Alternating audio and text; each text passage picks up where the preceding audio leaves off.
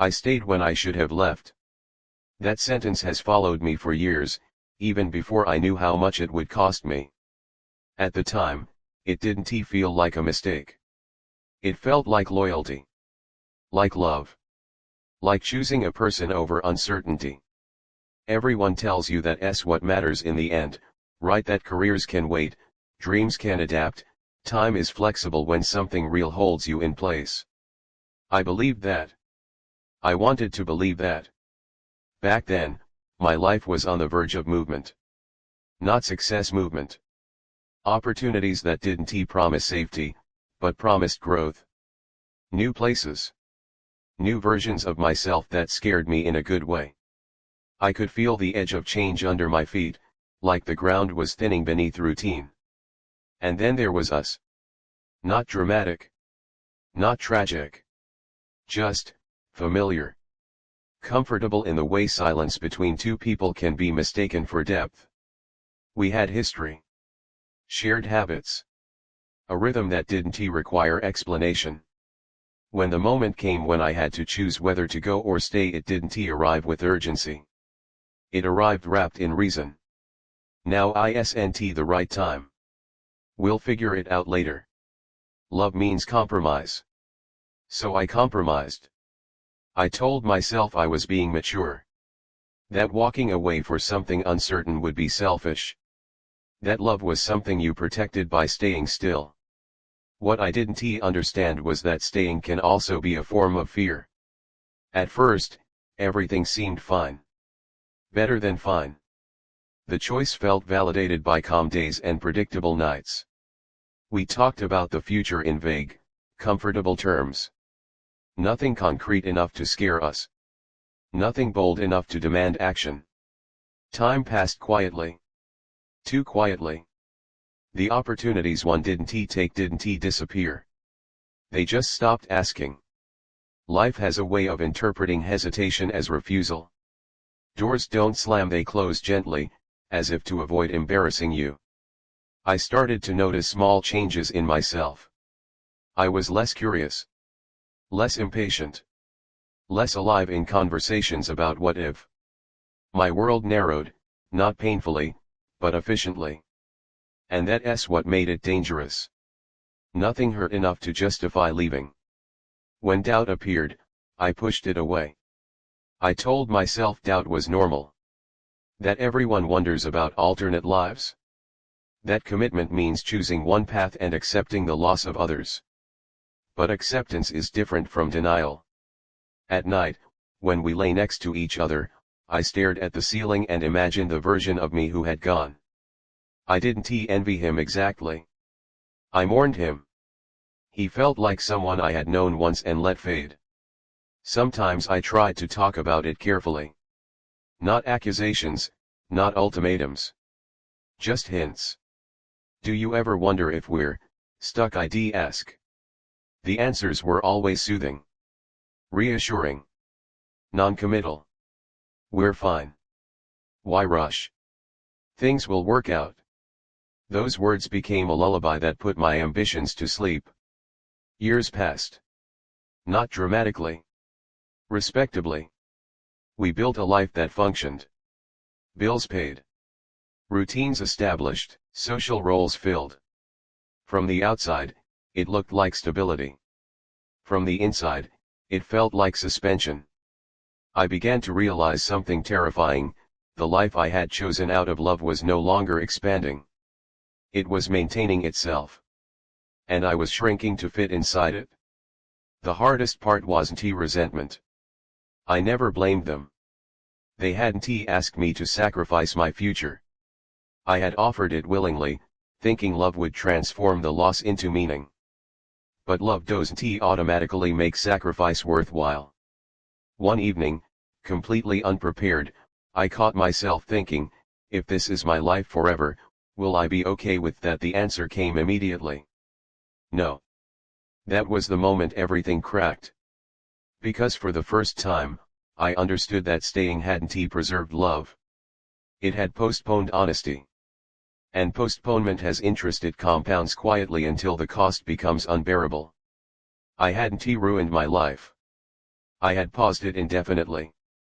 And the worst realization of all was this: the person I stayed for had never asked me to disappear. I had done that on my own, convinced that love required it. That night, lying awake, I finally admitted something I had avoided for years. I didn't stay because it was right. I stayed because leaving would have forced me to face who I really was and who I still wanted to become. And now, time had turned that avoidance into regret. Once I admitted the truth to myself, I couldn't pretend anymore that time was neutral. Time had taken sides. And it hadn't chosen me. I started noticing how often the past appeared in my thoughts not as nostalgia, but as evidence. Years stacked neatly behind me, each one justified, each one reasonable, each one quietly subtracting something I would never get back. I didn't wake up angry. I woke up tired. A specific kind of tired that comes from realizing you've been carrying a life that no longer fits, but you're afraid to put it down because you don't know what replaces it. The relationship hadn't turned bad. That was the problem. There was no betrayal. No cruelty. No obvious reason to leave. Just a growing mismatch between who I was becoming internally and the version of me that still existed between us. We talked. Or at least, we exchanged words. I would say things like, "Do you feel fulfilled, or do you ever think about changing something, radically?" They would answer calmly, thoughtfully, always circling back to stability. To what we had built. To what we could lose. And every time, I felt myself disappear a little more. I realized then that love can be deeply sincere and still be misaligned.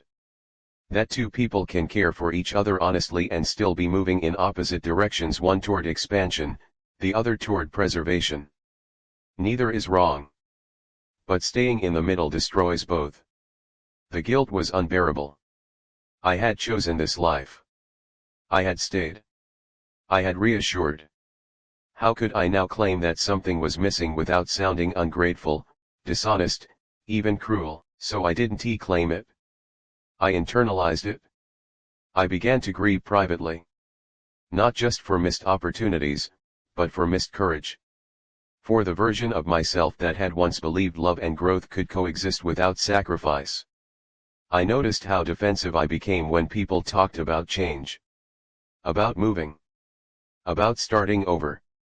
I would nod, smile, say the right things while something bitter tightened in my chest. Jealousy disguised as wisdom. The realization that hurt the most came slowly, like dawn after a sleepless night. I wasn't afraid of leaving them. I was afraid of facing myself without the excuse of love. As long as I stayed, I could say, "I chose this for us." If I left, I would have to say, "I chose this for me." And that felt selfish in a way I wasn't prepared to own. Time made the dilemma crueler. Leaving early would have been a risk. Leaving now felt like vandalism, destroying something stable for something uncertain, with fewer years left to recover if I was wrong. I asked myself the question no one wants to ask: is it worse to leave too late, or to stay forever? There was no clean answer. Staying meant safety, familiarity, shared history, a life that made sense to others. Leaving meant grief, disruption, and the terrifying possibility that I had waited so long that even my dreams no longer recognized me. I began to notice how often I used the word someday.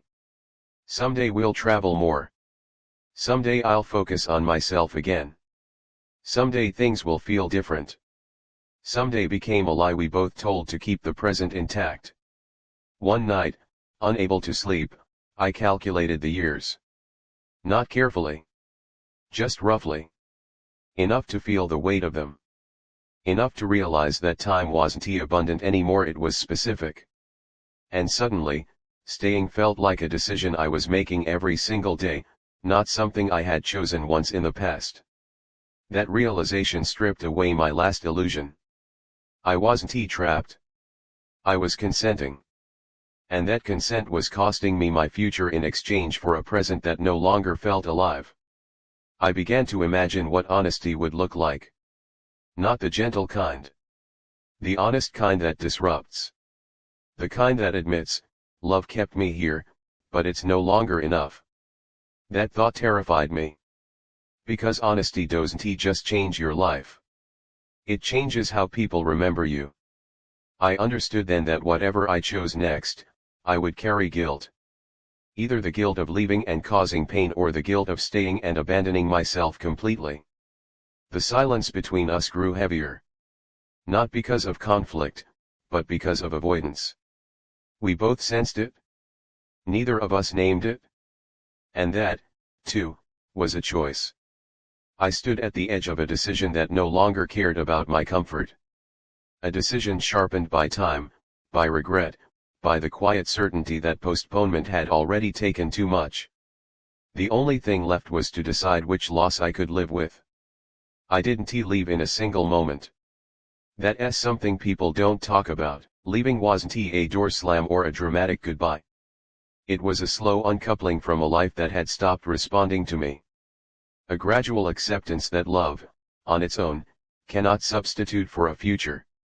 The actual words came out on an ordinary day. No argument. No raised voices. Just a sentence that had been forming inside me for years. I don't think I'm still choosing this, I said. The silence that followed wasn't angry. It was stunned. As if we were both realizing, at the same time, that we had been living off an agreement that quietly expired. There were questions. Confusion. Pain that didn't need explanation because it was obvious. I didn't defend myself. I didn't accuse. I didn't say everything I could have said. I said only what was true. I stayed because I loved you. But I'm leaving because I'm disappearing. That was the most honest sentence I had spoken in years. Leaving didn't feel like relief. It felt like grief with motion. I mourned us while packing. While closing doors. While stepping into a life that didn't know me yet. Every familiar object felt heavier than it should have. Every memory asked me if I was sure. I wasn't. But certainty is not a requirement for survival. The first weeks alone were brutal. Not because I missed the relationship, but because I no longer had a reason to delay myself. There was no one to compromise with. No shared later. No one to hide behind. I had to meet myself as I was older, quieter, carrying regret like a second spine. Some nights, I wondered if I had ruined everything. If I had mistaken restlessness for truth. If I had left too late to build anything meaningful again. Those doubts didn't disappear. They still visit. But something else appeared alongside them. Space. Space to feel time again. Space to imagine without immediately dismissing the thought. Space to ask myself questions and not rush to answer them with responsibility. I learned something painful and necessary. Love doesn't fail just because it isn't enough. Sometimes it's real, sincere, and still incompatible with the life you are meant to live. I also learned that staying too long doesn't make love stronger. It turns it into a reason you use to avoid yourself. The life I have now is smaller. Less impressive. Less secure. There are no guarantees waiting for me. No shared history to lean on. No familiar rhythm cushioning my days. But I am here. I wake up aware. I go to sleep tired in a way that feels earned. I make choices that scare me not because they're reckless, but because they're mine. And when regret comes, it comes cleanly. Without confusion. Without self-deception. I regret staying longer than I should have. I regret not trusting myself sooner. I regret asking love to carry the weight of a life it was never meant to support. But I do not regret leaving. Because the alternative was to live forever inside a version of myself that had already stopped breathing. If you're listening to this and you feel that quiet ache, the one that doesn't mean something is wrong, but that something is unfinished, don't dismiss it just because your life looks acceptable. Acceptable lives can still be wrong lives. You don't owe permanence to choices made in good faith. You don't owe your future to a past decision. And you don't have to wait for love to turn into pain before you choose yourself. Sometimes the bravest thing you can do is leave something good, because it's no longer good for who you are becoming. I stayed for love. I left for life. And I am still learning how to forgive myself for both.